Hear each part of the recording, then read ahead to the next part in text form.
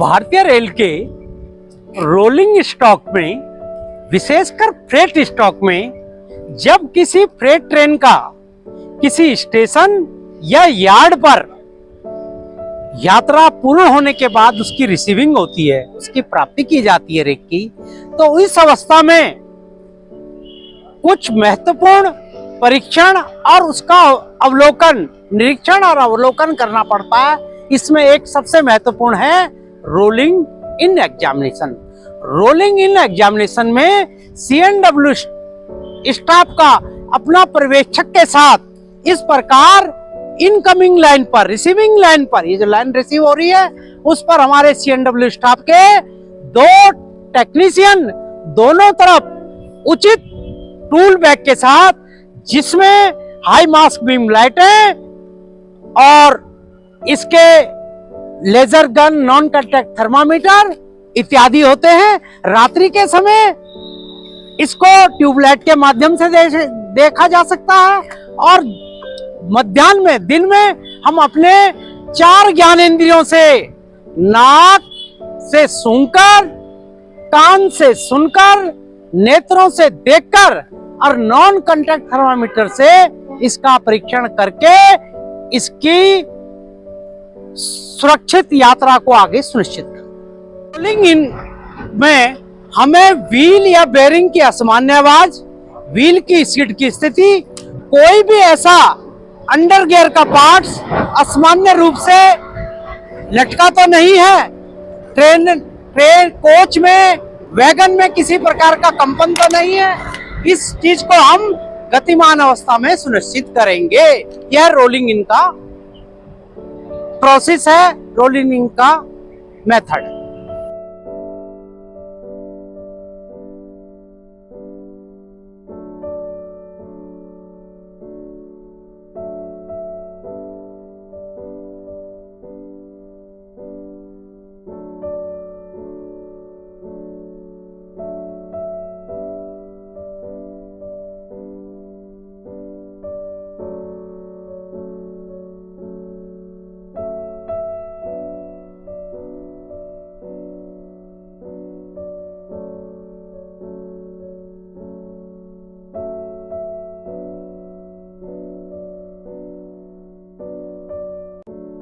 अब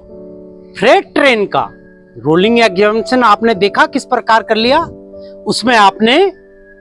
सभी under gear के जो असुरक्षित कमियां थी, व्हील की स्किडिंग थी, ग्रीस के जलने की, आंख से उसके बहने की स्थिति को देखा। इसके पश्चात ट्रेन के यार्ड में उचित लाइन पर रिसीव होते ही और उसके खड़े होने के बाद तुरंत पहला और महत्वपूर्ण कार्य है इसके CTRB, जो इसके एक्सल में स्थित है, कॉटेज टेपर रोलर बेरिंग, जो E टाइप का होता है। भारतीय रेल के 3,20,000 से भी अधिक वैगनों के विशाल बीड़े में 7 प्रकार से अधिक कैसनप ट्रॉली या उसकी उन्नत LCCF20C, जो BLC, BLCS, BLS में प्रयोग की जाती हैं, उन सभी में एक कॉमन CTRB E टाइप का रोलर बेरिंग प्रयोग किया जाता है। इसके ट्रेन के रुकते ही यार्ड, फ्रेट ट्रेन के यार्ड में स्टेबल होते ही लाइनों के प्रोटेक्शन का ध्यान रखते हुए इसका नॉन कांटेक्ट थर्मामीटर, जो कि कैलिब्रेटेड होना चाहिए उचित एजेंसी के द्वारा, तो इसके एक्सल बॉक्स के बेरिंग, एडाप्टर और कप, इसके आउटर कप, एडाप्टर के ठीक नीचे और आउटर कप में इस स्थान पर इसका बेरिंग पूरे फ्रेट ट्रेन का लगभग एक समान समय में और तुरंत प्रारंभ कर देना है। और इसके बाद इसके अगले एक्सल का, जो इस वैगन के जो और एक्सल है उसमें भी एक समान, जो रेलवे बोर्ड, कैमटेक या RDSO ने दिखाई, ये देख रहे हैं एक्सल बॉक्स बेरिंग का ये अडेप्टर है और ये बेरिंग कप है, इसके इस स्थान पर ठीक नीचे इसको आप नाप लें। और सारे ट्रेन फ्रेट स्टॉक में इस बात का एक व्यवहारिक में प्रैक्टिकल बता रहा हूं कि जिस दिशा में ट्रेन चले जैसे ट्रेन उस दिशा में जा रही रिसीव हुई है, तो जिस दिशा में ट्रेन चले, इधर चली है तो इस तरफ जाने के वाली दिशा के पीछे की दिशा में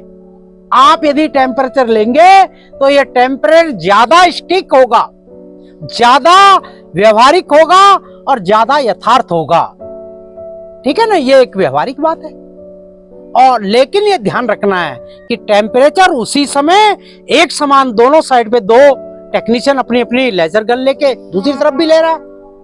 और उसको देखना है। इसके बाद ध्यान रखना है, यदि इसका टेम्परेचर जैसे अभी दिखाया जा रहा है कि 55 डिग्री के आसपास है,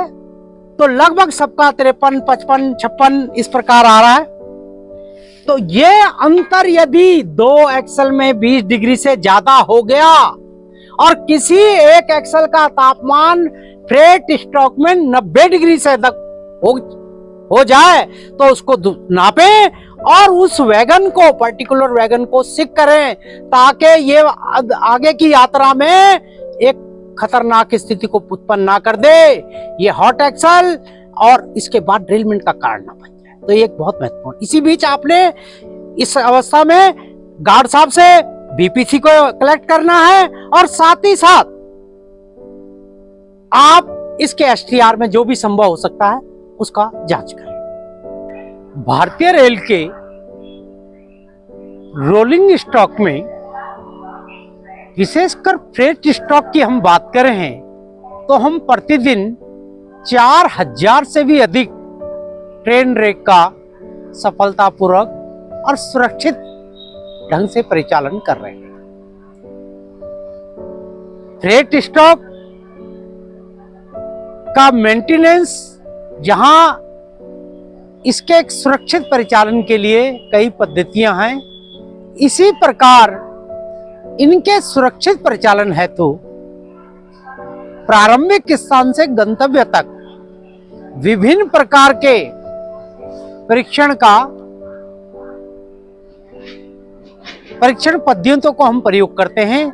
इसमें ट्रेन जब एक अपना गंतव्य पूरा करने के बाद किसी स्टेशन या यार्ड में प्राप्त की जाती है, रिसीव की जाती है, पहुंचती है, तो उसका रोलिंग इन एग्जामिनेशन, जो लगभग 8 किलोमीटर प्रति घंटे की गति से होता है, और खड़े होने के पश्चात इसका एक्सल बॉक्स बेरिंग का तापमान लेना, बीपीसी को एक्नॉलेज करना, रिसीव करना, और साथ ही एसटीआर में इसकी सुरक्षित यात्रा का एक सुनिश्चित करने हेतु विभिन्न परीक्षण किए जाते हैं। इसके पश्चात जब ट्रेन रेक तैयार हो जाए, फ्रेट ट्रेन रेक तैयार हो जाए और अगले स्टेशन के लिए, अगले गंतव्य के लिए प्रस्थान करे, तो उसके बाद रोलिंग आउट एग्जामिनेशन, जिसकी गति और उसके परीक्षण करने का ढंग लगभग एक है, और उसके निरीक्षण और उसके बाद उसका अवलोकन करने के पास जो निर्णय लेना है वो लगभग थोड़े से भिन्न है। आइए इस वीडियो के माध्यम से हम इसको सीखें। रोलिंग आउट परीक्षण, जब यह इस प्रकार का ट्रेन फ्रेट रेक अपनी यात्रा प्रारंभ करे, मेंटेनेंस के बाद अगले डेस्टिनेशन के लिए जाए, तो रोलिंग इन की भांति CNW के टेक्नीशियन स्टाफ इस तरफ और दूसरी तरफ दोनों ओर इस पोजीशन में बैठेंगे और इस लाइन से गुजरने वाले इस ट्रेन फ्रेट रेक के विभिन्न बिंदु, जैसे कोई वैगन ब्रेक बाइंडिंग में तो नहीं जा रहा, कोई असाधारण आवाज तो नहीं जा रही, या किसी प्रकार का वाइब्रेशन, अबनॉर्मल झटके या कोई व्हील स्किड तो नहीं जा रहा, इसका निरीक्षण हम करेंगे, ताकि ये फ्रेट ट्रेन रेक एक सुरक्षित ढंग से अपने गंतव्य तक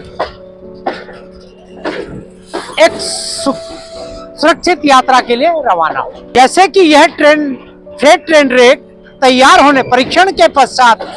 अपने अगले गंतव्य की तरफ प्रस्थान कर रहा है। अब हम इसे तीसरा चरण इन रूट का रोलिंग आउट एग्जामिनेशन करेंगे। इसमें यार्ड से